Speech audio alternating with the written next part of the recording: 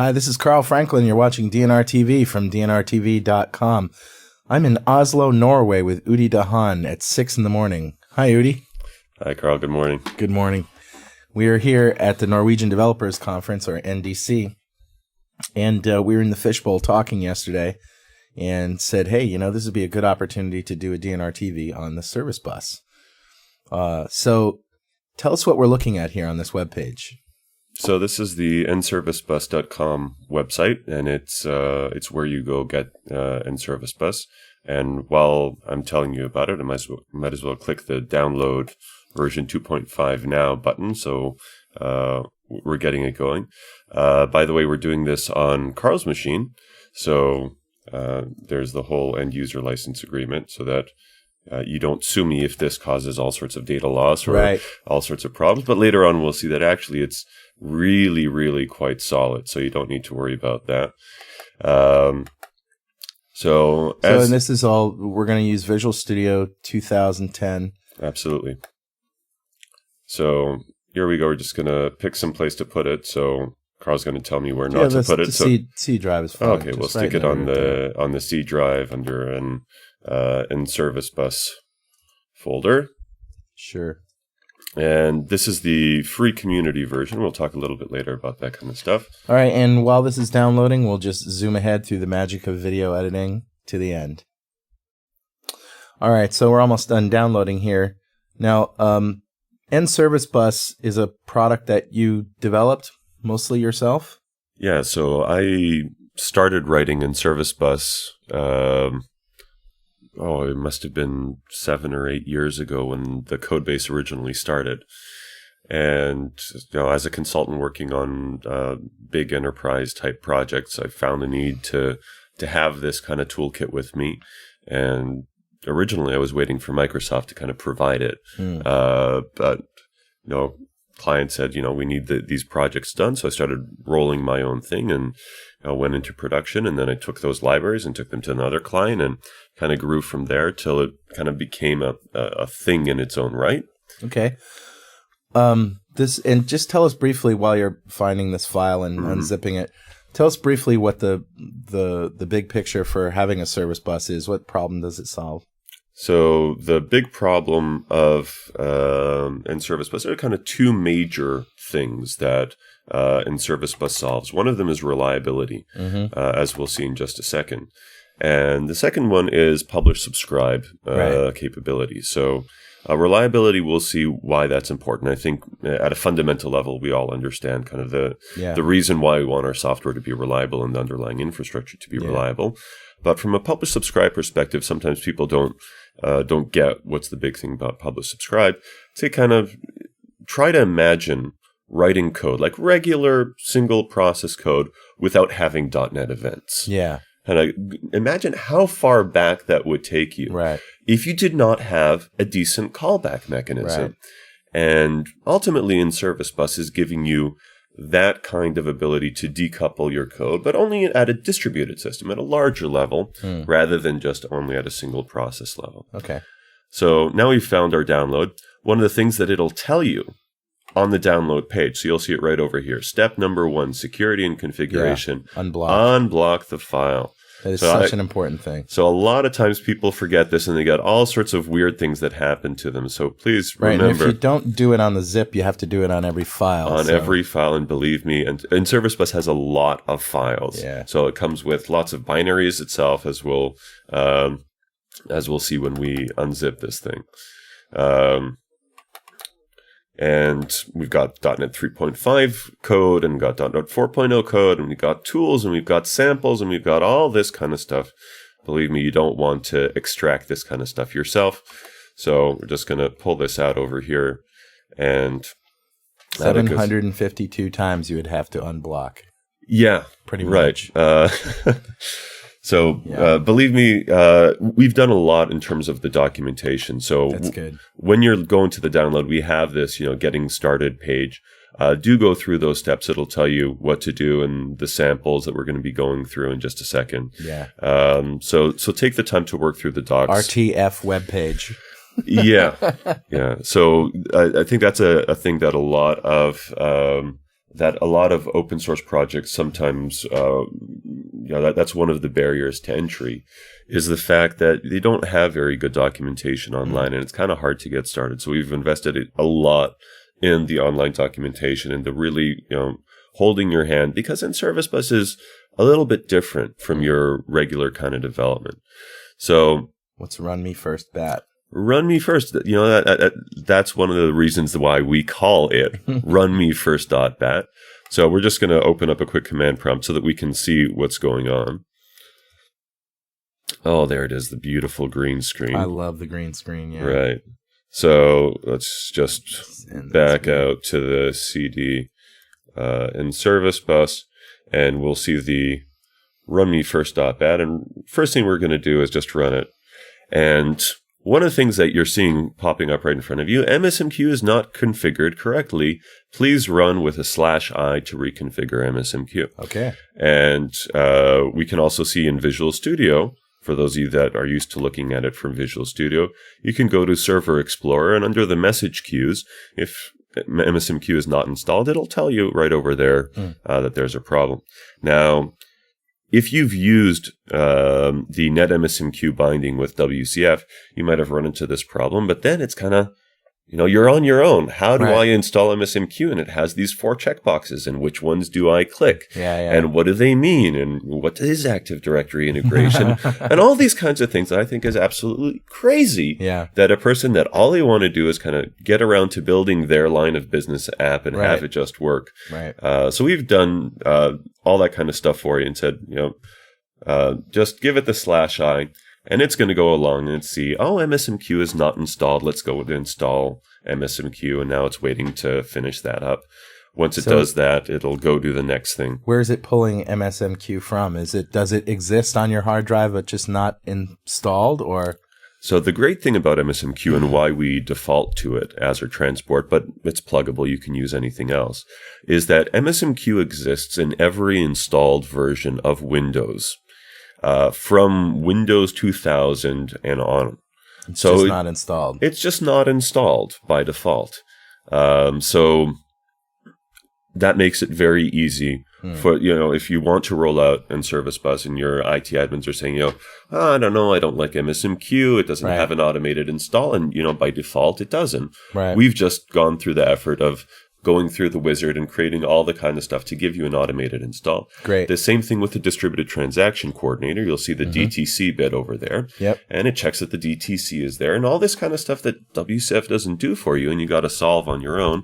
MSMQ sets all that stuff up, and as a final step, it also sets up some performance counters. And I don't know if we'll get to that today, but it really makes it easy to get started. Great. So right now we're all set and ready to go with our Run Me First stuff, and now we can refresh this, and now we'll see that, hopefully, that the message queues are now there. Yes. And here we have a bunch of queues. Now, NServiceBus uses private queues by default, and right now we don't have any, which is to be expected. So let's just go back to one of our samples. So we'll open up in the .NET 4.0 samples directory. We're going to grab our full duplex sample. So although we can do publish subscribe, we're going to start with the basic stuff here with request response. Okay. And what we have here, we've got a client process over here talking to a server process down here using the messages defined over here. We also have some unit tests, but we're not going to delve into that right now. All right, great. And one of the things that we're going to be doing is we're just going to press F5 and let it run. Okay. So right here we see that both of the processes are starting up. Command line processes. Right. So we're going to talk in just a second what it is that these regular console applications you're seeing over here. Notice this yellow stuff that's popping up. It's saying, the queue, my server input queue, does not exist. Okay. Now, you've probably had this kind of thing for if you've used WCF over MSMQ, that you've given it a queue and it says, the queue does not exist, and then it dies. Yeah. And then you're saying, okay, great. How do I go and create a queue? So it does that for you? It does it for you. One of the reasons that it does it for you, and we'll pull up the Server Explorer again over here. Now we'll go back to our private queues. refresh those and see, oh yeah, it's actually created a bunch of queues for us. The most important thing is that when you're going to create a queue, and you can see it over here, it's going to ask you this question: should I make the queue transactional or not? Now, the thing is, most developers kind of look at this and say, I don't know. Right. And I wasn't planning on using any transactions. I wasn't planning on using should I or shouldn't I? Right. And if I make this queue transactional, do I need to make that other queue transactional? Right. All these kinds of questions that get in the way of getting started. So NServiceBus by default makes queues transactional, and that's for other architectural reasons that we're going to get plumbing. to. It needs those queues, so it makes them. That's you right. shouldn't have to do that. Exactly. Yeah. So all sorts of things that are just a little bit more manual when you're doing it with WCF, we've packaged all that up and made it just work out of the box. Now, so we see a queue for each one of our processes over here. So we see our client input queue, which is for our client process, a server input queue, which is for the server process, and also we have an error queue, and we're going to see that fellow in just a second. Great. So right now we're just going to go back and look at our processes, and we're going to see them talking to each other. So we have our client process on the top and our server process on the bottom. And we're just going to make a little bit of room on the screen so we can see them both happening. Okay. And it's telling you over here, send a message to the server. And if you want to exit, press Control-C. So we're going to send a whole bunch of messages, and we're seeing this request response happening, requesting to get data by this ID. And then you got a response back with some information. And we can send a whole bunch of messages. It's my node, and I like it. That's right. That's right. This is one of the things to show the use of appropriate XML serialization, that you can, that it does the whole XML encoding of strings that they themselves are XML. So it has all that stuff happening. Great. Now we're going to do one of the things that differentiates NServiceBus and MSMQ-based communication from your standard HTTP-based communication that a lot of people are used to. We're actually going to kill the server process. Okay. And we're going to have the client continue sending a whole bunch of messages. And that's because we have a queue. That's right. That's the great thing, that you don't need to have all your processes running all the time in order for things to work. Right. So imagine that this is your front-end web application that is collecting orders. People are buying stuff on the site. And your back-end process, for whatever reason, IS recycled the application pool, somebody installed a critical Windows patch, whatever it is, we know that stuff goes down. And then later on, it comes back up again.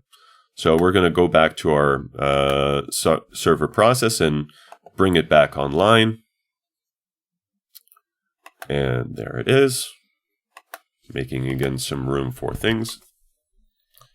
And now we're going to see is that all the messages are delivered and all the responses are coming back to the client, and it just processes them the same way as before. It's great. And from a coding perspective, and this is kind of the big thing about it, you don't have to do anything to get this kind of behavior. It just works out of the box. Well, let's take a look and see what you do have to do. What do you actually have to do? So let's go back to our Visual Studio code over here. And sorry, that was a Shift F5 when it should have been just a stop debugging. I think I did a Control Shift F5. So on the client side, we're going to look at the code that actually sends a message. Okay. And it's not going to be very complicated, as you'd expect. Sending a message is using the bus object to send a given message type, as we can see over here. Okay. And passing in a lambda that allows you to fill it in with a whole bunch of information. Great. Now, in order to do the handling of responses, you can register a callback that says, when I get a response, here is what I want to do. But you don't necessarily have to register a callback to have this happen. Right. That's really simple. That's what you're doing. So it looks very similar to your standard, web service request response code. It's just not, on the next line of code exactly in handling the response. It's done via callback, so it's not a big deal. Right. Now, just to make sure, the Rocky and Bullwinkle thing, nothing up my sleeve kind of thing. We're going to go through the rest of the things that are over here. Okay. We have the endpoint configuration class. So this is the thing that tells NServiceBus what we want this endpoint to be like. And does this come in the project template, or is this something you have to write? So we've got a new set of project templates that aren't part of this download, but in the next download that they're going to be there. If you're using NuGet, you can also get the project templates for it as well. But for now, before we get into the tooling, just want to show what it is at a code level itself. Okay. So on the client side, you're saying, I want to configure this endpoint as a client. That's it. And ultimately, this tells NServiceBus to set up all its stuff for a client-side process. And finally, you have another class over here, the message handler, that's saying, when I get a response message handler, I'm going to write something out to the console. Yeah. Now, there's a little bit over here of preventing the publish-subscribe stuff from happening because I want this sample to be really simple. But all that we're doing here is to neutralize the publish-subscribe behavior so we can focus on request-response. Final thing is just the app config. There are two main pieces to it. There is the configuration of the MSMQ transport. It says, what's the name of my queue? Yep. And you have a bunch of other things here, like the error queue. We're going to get to the error queue in just a second. How many worker threads I have, how many maximum retries. So maximum retries and error queues we're going to talk about in a second. Okay. And the final thing is, where do I actually need to send my messages to? Because we didn't indicate that in code. We said, I'm going to go send a message. Ultimately, an administrator who's going to be deploying this system said, I'm going to put this client process on this IS box. I'm going to put that server process on that box over there. And I'm going to call this queue this and that queue that. So you keep all this stuff out of the developer's hair. Okay. And they just focus on setting this up. This is all you're doing on the client process to get it going. Great. Really not that complicated. Yeah, it's very simple. Now we're going to look at the server process because we said, where's the magic, right? So the server process does not look that different. It has a similar endpoint configuration where you're telling NServiceBus, I would like to configure this endpoint, in this case, as a server. As a server. Right. So you're going to get used to this kind of API, and NServiceBus has a lot of these fluent style, readable interfaces. And pretty much that's all it is saying to give you that reliable, robust behavior. The rest of it is pretty much just the business logic. It says, what do I do when a message arrives? And says, well, I handle messages of this type. And when that happens, well, I write a whole bunch of stuff out to the console, as we saw. I'm going to create a response object. So I'm doing it explicitly, asking the bus to create a message for me, filling it with a bunch of information, setting a bunch of headers. So I don't want to drag that around. And finally telling the bus, okay, reply.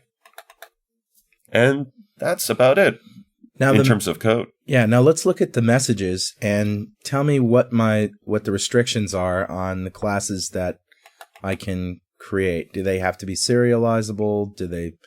Do we get to pick the formatter? Can we do our own serialization? What's the requirements around this? So you're looking at the messages right now. All they need to do is implement the iMessage marker interface that lets NServiceBus know that these things are messages. As you can see, they don't need to be serializable by themselves. If you want to use binary serialization, it is possible. You just tell NServiceBus to use binary serialization rather than XML serialization. And then, obviously, you will need to have the serializable attribute on top of them because the binary serializer will choke otherwise. Do you guys do your own serialization? That's what I'm getting at. So we have pluggable serialization, which means that we wrap the binary serialization and the XML serialization. And if you want to write your own serializer, I know some people wrote a Google Protobuf serializer, and they plug that in. Somebody wrote a JSON serializer, and they plug that in. So just about anything you can think of in NServiceBus is pluggable, including the serialization. The reason I say that is that I did some experiments with the speed of different serializers. And just doing your own binary serialization, we're taking every field and turning it into an array of bytes, is like 200 times faster than the binary formatter. Oh, okay. So you can really do a lot better than either of those formatters. Right. So one of the things about the performance of NServiceBus in general, if we're kind of bringing up the performance topic, that when you're using queues, you tend to have an additional hop along the way because you have to, things need to be written to a queue and then read from a queue rather than communicated directly at a socket level, where you can get the highest level of performance. Right. So that's what gives you the reliability that we saw here, is that you can actually have processes, some of them up, some of them down, and communication continues to work in a reliable, robust way. The way that you get performance gains from using NServiceBus is by just having a whole lot more threads that are sending and processing messages in parallel. So rather than making each thread go as fast as possible, which you can do, like we said, you want to plug in your own serialization, you want to eke the maximum performance out of it, you can. But just by having more threads and more processes and more queues on more machines, you get this linear scalability where you say, if you try to max out a single machine, you can, but often then you're stuck. You've kind of optimized to death on a single machine. And if your load goes beyond that one machine, now you have to re-architect your whole system. Obviously, if speed and scalability are your endpoint goal, you need to do both. Well, yes, I'd say if low latency is your goal, I'd say that the vast majority of business systems are not going to be impacted by an extra millisecond or two of latency of this kind of stuff, where the biggest benefit that people start to see with NServiceBus is I just add another machine with more queues and it goes faster. Yeah. And in terms of rates, just to kind of give people a feeling of what's going on a single box, you can, where everything's transactional, reliable queues, all that kind of thing, you can get to roughly 1,000 messages per second, which is, if you average that over a day, that's 86 million messages a day for a single box. That's pretty now, good. A lot of companies do not process 86 million messages of stuff per day in their system anyway. True. So I'd say, until you need to get to go there, don't fiddle around with it. It's a good point. It's a good point that scalability is really more important than performance on any one particular thing. On average, in business processes.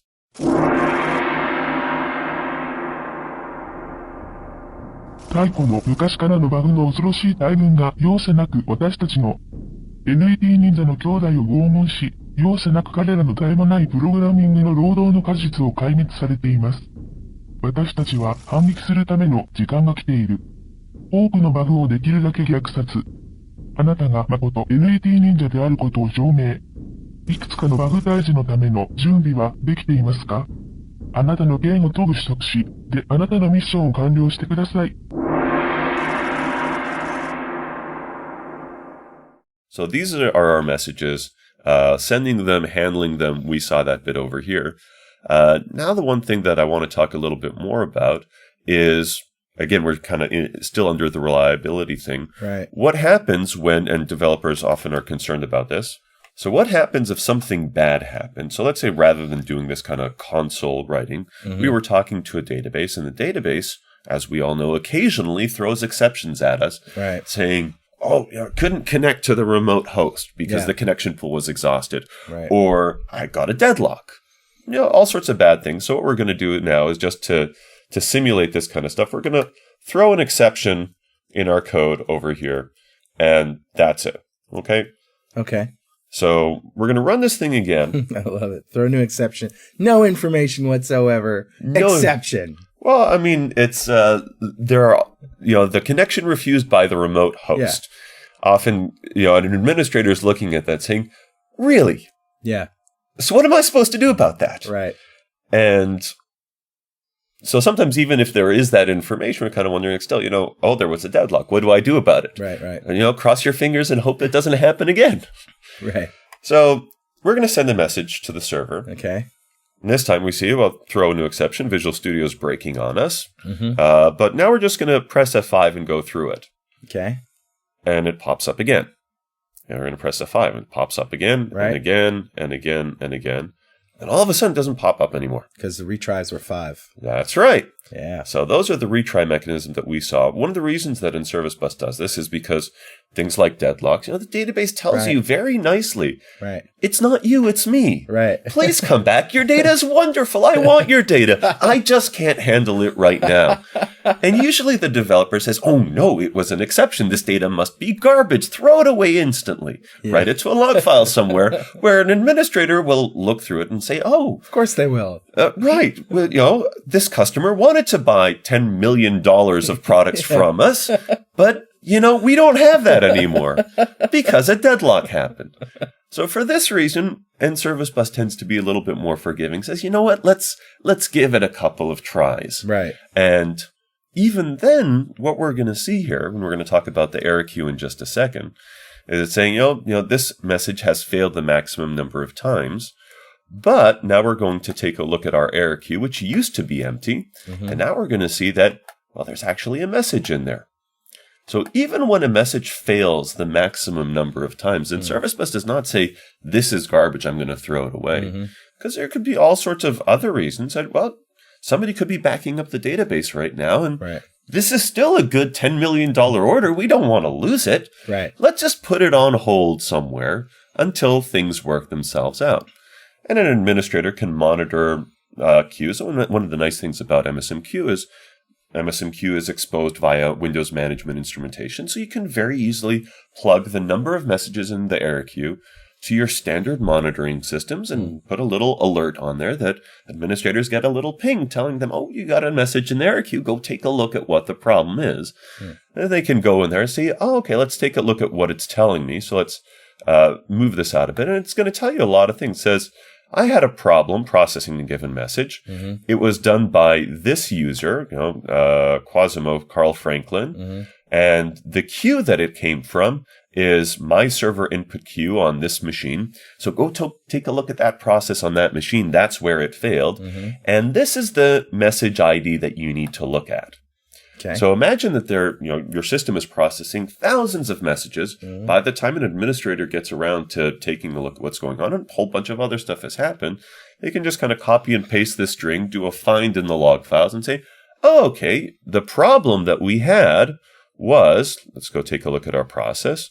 We had some exception over here. It tells us right over here, failed raising this message, handling this message ID, which is exactly the same that we saw over there, right? Starts with 57C, ends with 119, and there it is. Starts with 5C7, and ends with 119. Finds exactly where the problem is. Says, oh, okay, it was a deadlock, or it was a whatever. Right. So there's nothing wrong with fix that problem. Now, and you're the client and you have access to that error queue. You can easily just pull those up and throw them in back in the regular queue that they came from. Now, a bunch of people use things like Queue Explorer to copy and paste the messages around. The thing is that if you copy and paste the messages around using regular low-level MSMQ, that the message ID changes. So actually copying a message from one queue to another is receiving a message and then sending the same message again. But anytime you send a message, MSMQ gives it a different ID. So actually that breaks your correlation. So the request response thing that we saw before, if you were just to copy the message over, it wouldn't work. That's why NServiceBus That's why we need PubSub. Well, no, that's not why you need PubSub. That's why NServiceBus comes with a set of tools for your administrator right here in the tools directory. Okay. Where one of them is called the return to source queue tool. And this is what an administrator uses to say, after I fix the problem, so hold on just a second because we haven't fixed our problem. We're still throwing exceptions, right? So we don't want to do that. So we're going to get rid of the exception. Bug fixed, deadlock gone, system is now back online. So here's our now fixed server. And we have our client that is running the same as before. And the administrator, after having solved these issues, says, great, we're going to tell the system to take the message from the error queue. And in this case, it says, if you want to return a specific message back, because you may have a whole bunch of messages that failed, you want to try kind of one by one. Usually the behavior that an administrator does is, you know what, let's throw them all back in. Right. See what happens. If some of them end up back in the error queue, that's okay. We'll figure that out. We never lose data. Right. So it's a whole lot more just go with it. Right. Rather than get all worked up about it. So in this case, we're going to send the messages back. I'm going to squish this off to the side so we can actually see the message end up in our server process and the client process handle it. There it is. And off it goes to the error queue. No, it's not please stand by. There it went back to the server process. We see that the server processed it successfully. We see that it's exactly the same message ID as before. And that our client is, once again, able to handle that response received thing. Very cool. It's my note and I like it. So that's the reliability that we're talking about in NServiceBus. And as you see, you didn't have to write any of this kind of code to have to make that happen. Yeah, it just solves that stuff so you can focus on your own business logic. IJW technology. Yeah. It just works. All right, so that's our request response story. As you saw, very simple and easy to get going. Very simple. And most important, it just works and it's reliable. And you don't have to figure out. So if you're trying to do this with WCF over MSMQ, just as a comparison, you need to remember that you need to specify that all of your operations on your server process are set to be transactional. You need to have the proper instancing mode. You need to set up in the config of the net MSMQ binding that the durable and only once behavior has to be true. If you don't remember to do all of this stuff, your system won't be reliable. Yeah. And a lot of people get burned. They think, I'm using MSMQ with WCF. Everything should be handled. And all of a sudden it isn't. Yeah. And they get surprised. And the problem is you only find out when you're way off in production. The CEO is yelling at you because they're on the phone with their major client and the $10 million order is gone. And, this stuff isn't supposed to happen. And you're right, it's not supposed to happen. But then go figure out, what it is that you're supposed to do. So all that stuff is handled. It's in the box, but it's extensible, so you can play with it later if you need to do that. Okay. Next thing we're going to be talking about is publish subscribe. Right. We're going to skip over the unit test stuff. Lots of this, everything that you do in NServiceBus is testable, and it's there in the samples. But just to kind of keep moving on, we're going to open up our publish subscribe sample, so we can see a little bit of the pub sub stuff, because that's very interesting. And as we mentioned before, very useful. So we're going to pull out pub sub over here. And here it looks similar in the sense that we have that same message project as before. We have a publisher process over here, and we have 2 subscriber processes. Okay? Yep. So, getting started, same as before, just going to open it up and F5 it. So one of the things you get used to with NServiceBus, you tend to have more of these console windows laying around, and right now we're recording this on 1024 by 768, right. So you don't have a lot of screen real estate going on here.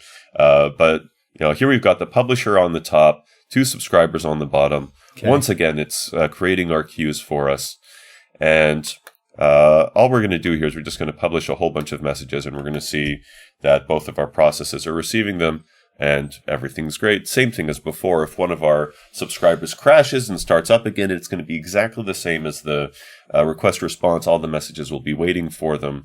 All that's going to be great.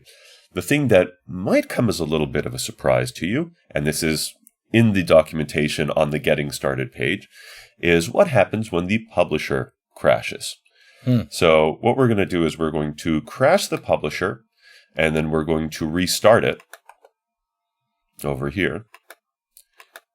And one of the things that you'd expect to happen is that, the publisher should remember who its subscribers were. Right. And as we're going to see over here is, oh my God, it doesn't. Forsooth. Right. Now, there's a reason for this, is that NServiceBus has infrastructure to make this robust. Okay? But that requires a little bit more storage, and we wanted to make NServiceBus for the developer that's just downloading it and using it as lightweight as possible. Okay. So you can turn on all the fault-tolerant stuff. And that's done with profiles, and this is why I'm talking about this thing over here. Okay. A lot of people get surprised about this, and it's in the documentation, so don't have to worry about that. That when we go back to our Visual Studio, that if we want to have everything be that level of reliability, what we need to do is we're going to go to this debug tab and tell NServiceBus that we actually want to run it in a different profile. NServiceBus comes with a bunch of profiles. The default, where everything's empty, is the light profile, which is most suitable for developer. When developers building a system, when they're writing business logic, they don't actually require fault tolerance on their own machine. So why bother with all this stuff that makes things slower and requires more infrastructure when you don't need it? Yeah. But when you do need it, for example, you're putting your system into your test lab and you want to have that kind of stuff, all you need to do is to tell NServiceBus via this command line, and we're going to talk about this command line in just a second, please use the integration profile. Okay. All right.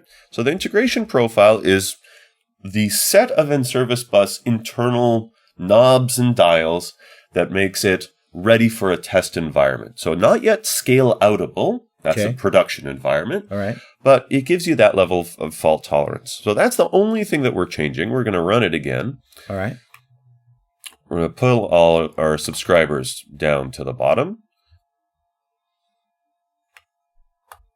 And one of the things that you'll notice over here when looking at the log output is that each one of these subscribers, when starting up, actually sends a message to the publisher saying, hello, my name is subscriber to input queue at Quasimo, and I would like to subscribe to message type mymessages.iEvent. Okay.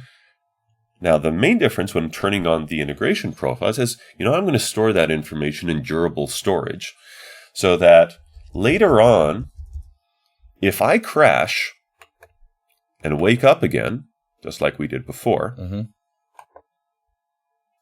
going to remember that.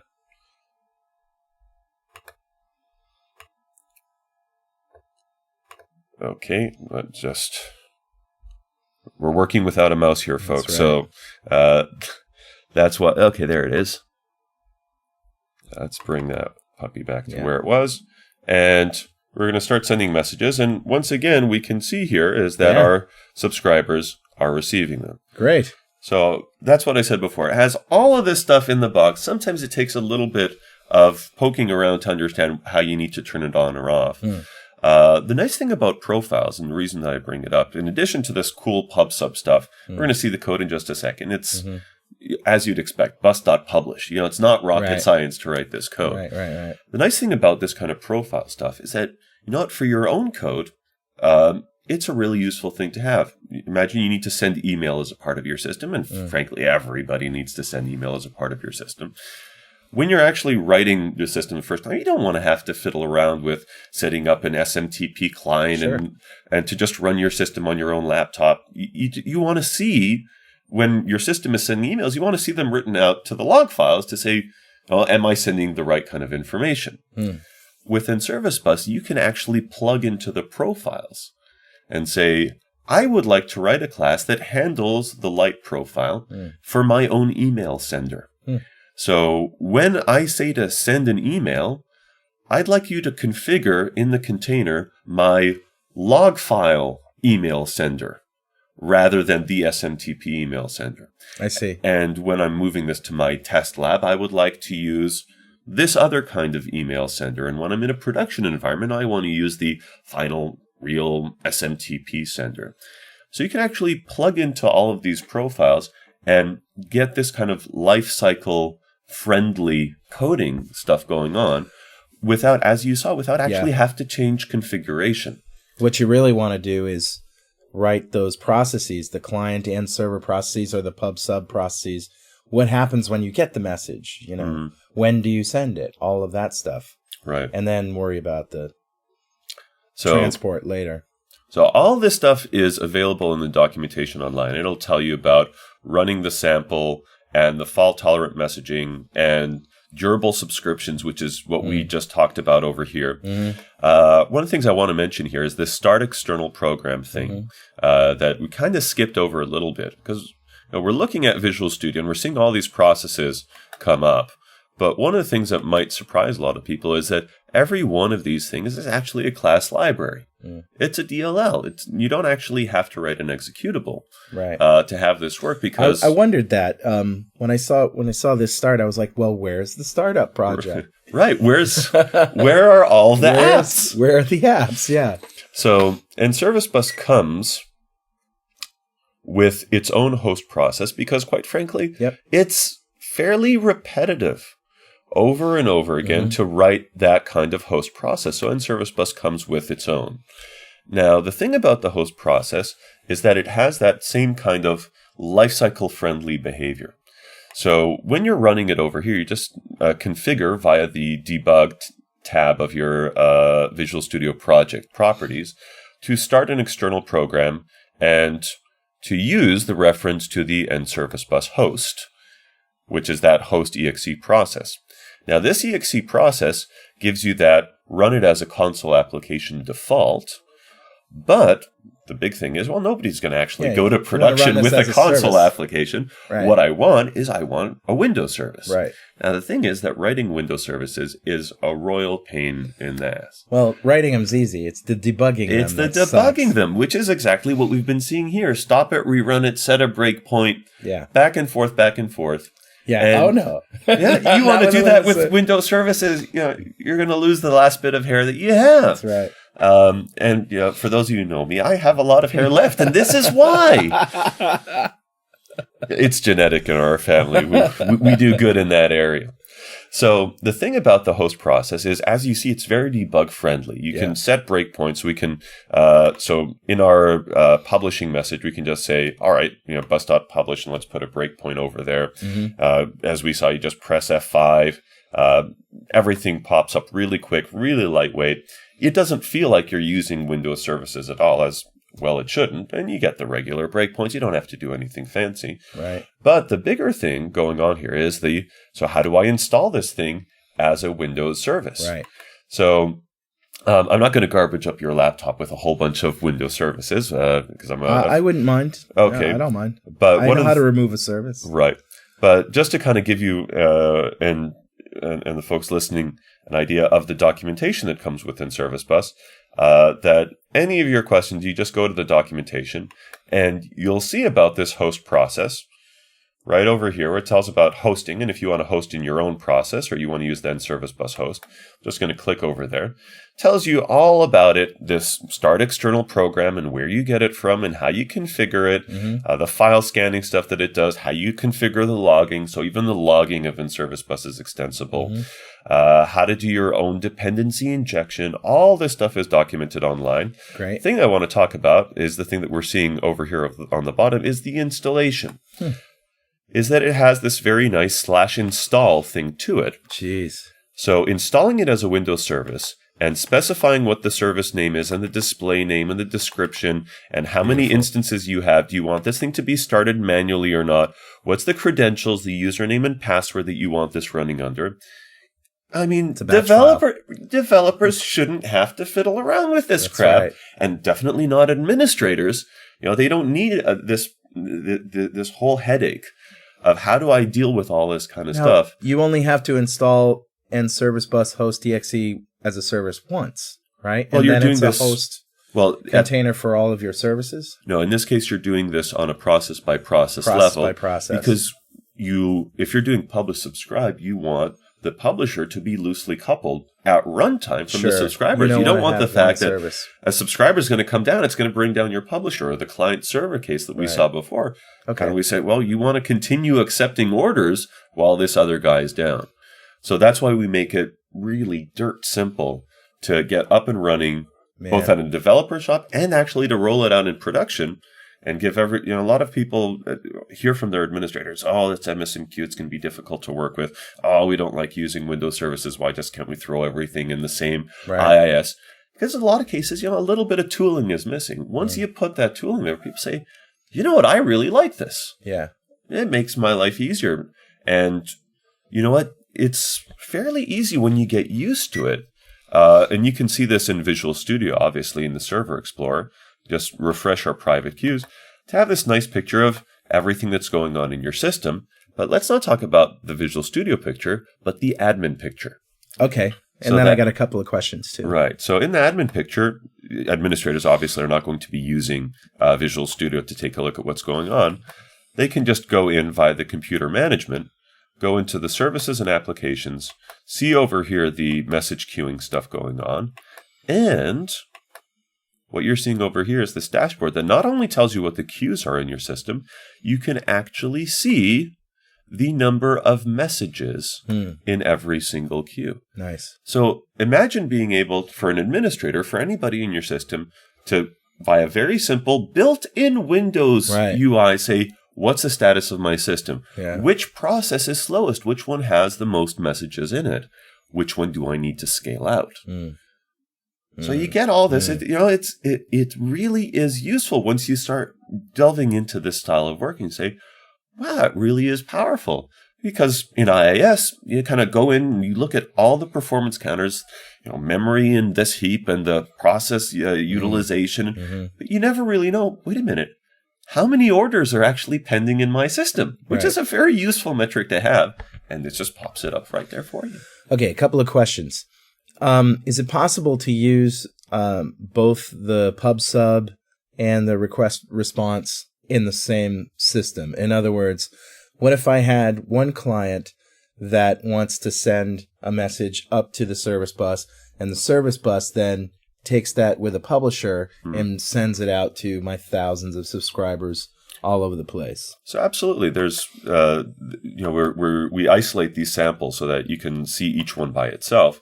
But going back to our request response sample, in our server process over here, in our message handler, there's nothing that says I can't have a client there that you could just do over here. Yeah. Let's go over here and just add a bus.publish some other type of message. Right. And to have some other subscriber that's handling that and sending emails out, and some other thing that's creating an EDI type of document and sending that over to one of our partners. All this stuff can be in the same place. And as you said, it's almost everything you do in NServiceBus is just about a line of code. Yeah, pretty much. So I think that's the thing that throws a lot of people off. They're thinking it's going to be Service Bus. Right, it's this big heavyweight architecture. You have to write lots of code and lots of configuration. That's the whole idea, is that you don't. And you kind of, and they say, so it's just one line of code. Yeah. And it's they're expecting it to be so hard that they do all sorts of big crazy things. No, you just add one line of code. That's Don't complicate yourself. That's kind of why we created NServiceBus the way it is, because a lot of, you look at IBM WebSphere or even from Microsoft BizTalk, these tend to be big heavyweight type of tools that really require everything that you do is a lot of effort. Now, NServiceBus this is the community edition that we're using, so there is a professional edition as well. Right. So there's what's the diff? The difference is that so we talked about throughput before. So the community edition is running single-threaded, which rather than doing 1,000 messages per second, you can expect it to do roughly 30 messages per second. Okay. So if you multiply that out throughout the day, you're probably talking about in the area of 2 million messages a day, 2.5 million messages a day, which, for a lot of people, that's still a lot. Yeah. So you get that for free. Off you go. If you need to do less than 2 million messages a day, go use that community edition. Right. It has all the robustness, all the things that we've been seeing over here. So it's really just about the number of threads. It's just about the number of threads, just about the throughput. Okay. You need more than that. I think it's a fair exchange of value that, if you're going to be running NServiceBus on hundreds of servers, maybe you should contribute back to the people that worked for the past 7 years in making this happen. Because we got lots of new great stuff in the next version coming out. And so what's the price range? So the price range for sort of the next step that you want to have lots of web servers talking to an application server. You really only need to pay for the application server, where you're going to need this kind of multi-threading stuff happening. So it's $500 per core for a perpetual license. Nice. You're talking about a quad-core application server, paying $2,000 for that. You could have It's really not that much. 20 web servers in front of it. Yeah. This whole setup doing, hundreds of millions of messages per day. Yeah. And you're paying $2,000, which is less than you're paying for all of your Windows licenses, your SQL Server licenses, your hardware licenses. That's really nothing. It's a drop in the bucket. Yeah. So our goal here in setting the pricing was to get this, that minimal exchange of value that we can continue providing this and support. Is kind of a big thing that you can go to the discussion group and you'll get your questions answered. You can go online, you can have good documentation to get things going. You're a good salesman, Udi, but you don't need to be. I mean, it sells itself. It's wonderful. Right. So that's what we're talking about. This is great. And the website again? The website again is right over here, NServiceBus.com. And when you get started, you just, it's the big green button right there. It says download V2.5 now. And, lots of big companies are out there using it. I see. Reuters. Conduit is one of my big clients. Conduit has over 250 million users that they're putting through NServiceBus. You can look at other customers that are using this as well. Oh, that's great. We've got Rackspace Hosting that's using this as well.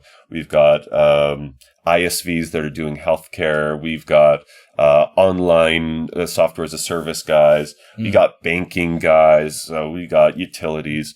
Practically everybody all over the world is already using this. It's been around, like I said, a good number of years. This is fantastic, Udi. Thank you very much for showing it to us and showing us how it works. My pleasure. Thanks for having me, Carl. All right, and we'll see you next time on DNR TV.